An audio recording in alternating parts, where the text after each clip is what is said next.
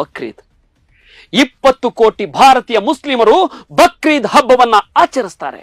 ಅದರಲ್ಲಿ ಅಂದ್ರೆ ಅಂದಾಜು ಕೇವಲ 8ರಿಂದ 10% ಮುಸ್ಲಿಮರು 10,000ದಿಂದ 50,000 ರೂಪಾಯಿ ಬೆಲೆಯ ಆಡುಗಳು, ಕುರಿಗಳನ್ನ ಬಕ್ರೀದ್ ಹಬ್ಬಕ್ಕೆ ಬಲಿ ಕೊಡ್ತಾರೆ.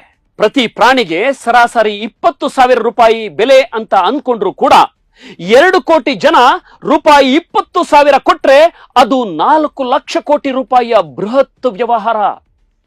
ಒಂದು ರಾಜ್ಯದ ಬಜೆಟ್ ಆರ್ಥಿಕ ದೃಷ್ಟಿಕೋನದಿಂದ ಇದು ಯಾರಿಗೆಲ್ಲ ಪ್ರಯೋಜನವಿದೆ ಅಂತ ನೋಡೋದಾದ್ರೆ ಬಕ್ರೀದ್ ಹಬ್ಬಕ್ಕೆ ಬಳಕೆಯಾಗೋದು ಚೈನೀಸ್ ಅಥವಾ ಬಹುರಾಷ್ಟ್ರೀಯ ಉತ್ಪನ್ನಗಳಲ್ಲ, ಬದಲಾಗಿ 100% ದೇಸಿ ಗ್ರಾಮೀಣ ಅರ್ಥಶಾಸ್ತ್ರದ ಸಾಕು ಪ್ರಾಣಿಗಳು.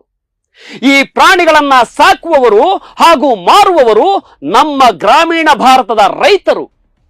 ಅದರಲ್ಲಿ 3/4 ಪಾಲು ಹಿಂದೂ ರೈತರು. ಒಬ್ಬ ರೈತ ವರ್ಷ